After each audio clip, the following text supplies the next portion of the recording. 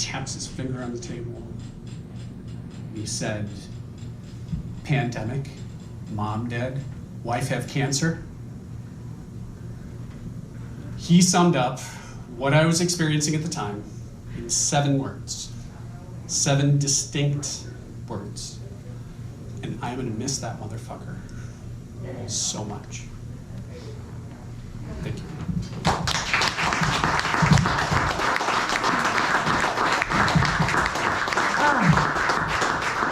Thank you so much for summing up how he could sum up, unlike anybody else.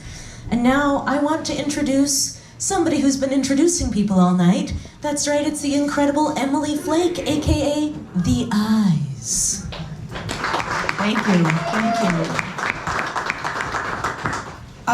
I wrote this a little bit after I heard the news, and it feels appropriate because he's still dead. Greg Bardick died. I still owe him money.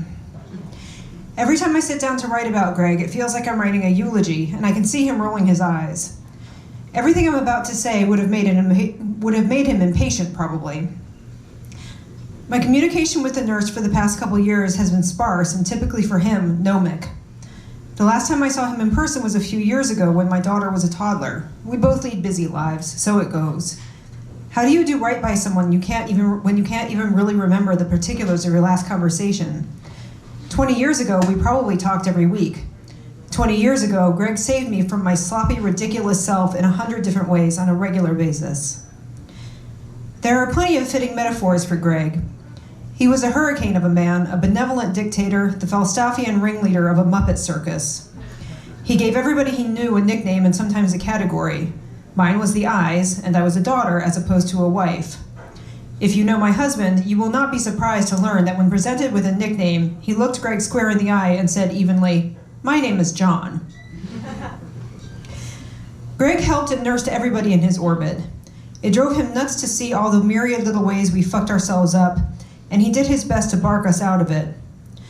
I think he did this because helping people was both his profession and his calling. I also think he did it because he just thought it was stupid that we all kept doing the wrong things. There's a skit, I don't remember from what show, where a guy has figured out that if you drive fast enough, you go beyond the realm of dangerous driving into a realm beyond danger and safety, and that seemed to describe what Greg well.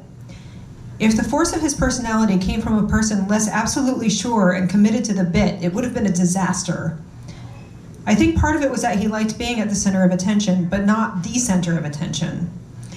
The world fascinated and disgusted and disappointed him. He lived in a high-key state of engagement with it, always. Everything was an adventure, and none of it was for show. He drove decommissioned old Crown Vics and had very, very soft hair. I'm not sure how many people he had that could keep up with him. I couldn't, usually, but I loved him just the same.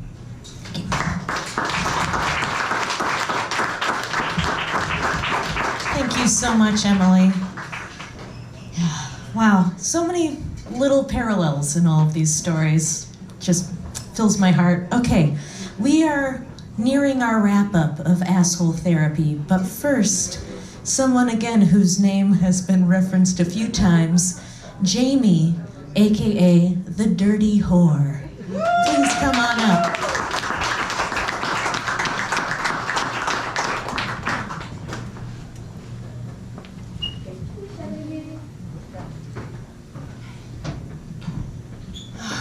Hi. Alright, I'm gonna lose it. I wasn't gonna come up. You can do it.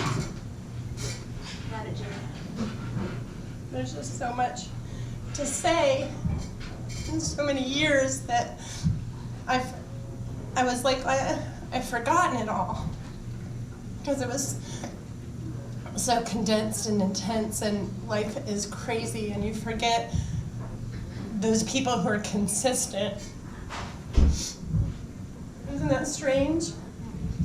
That you forget the people that are with you every day, who are your family, who are so present that you forget they're there.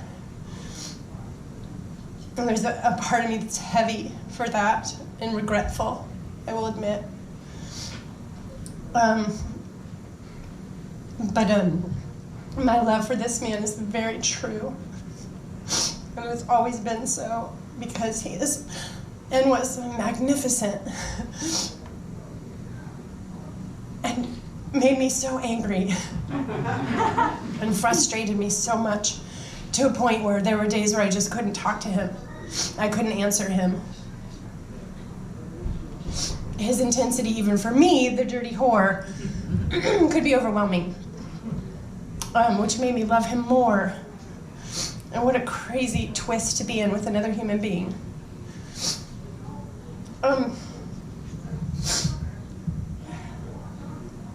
The part that stands out at the beginning is that I was in my early 20s when I was introduced to the nurse from the eyes, Emily, someone who I continue to love and consider family very much. And those days shaped me. They made me so much of the person I am now. And Greg was there from the very beginning, picking me up, dropping me off, showing up unannounced, demanding things, keeping me out at the latest, coolest bar in town, driving me home when I was far too drunk to drive, protecting me and showing me everything, and making me feel that close to danger and that safe at the same time, which, if you know me, is my favorite thing to feel. And so my early 20s were shaped by these 4 a.m. bars, 5 a.m. bars, bars that just stay open for the nurse until the sun comes up. And he could park wherever he wanted, so that was never a problem. We just pull up on the corner of the bar in front of the fire hydrant, and we would get out, park the car, and go inside without turning back.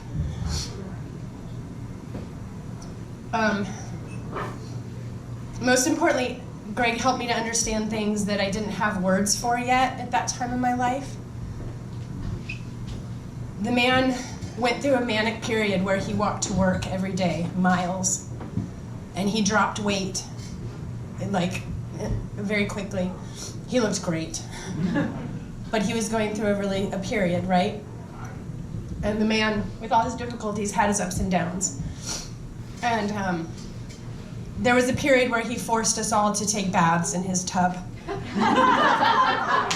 And we were required to take baths in this particular magnificent tub, and we couldn't come over unless we took a bath. And there was a period that we had to soak, and he had towels, he'd clean the bath. Don't worry about the cleanliness of the bath, it's taken care of. Get over here, take a bath now. None of us took baths in Greg's tub. And if you were here for the description of his bedroom, I don't really remember that. All I remember is the bathroom and the tub. It was big, it was a nice tub. It was demanded of us. So he's a caregiver. I remember him taking care of his mom and all the emotions that brought for him. But he never turned his back on his mom. It was a really tough period for him. But he took care of everybody all the time.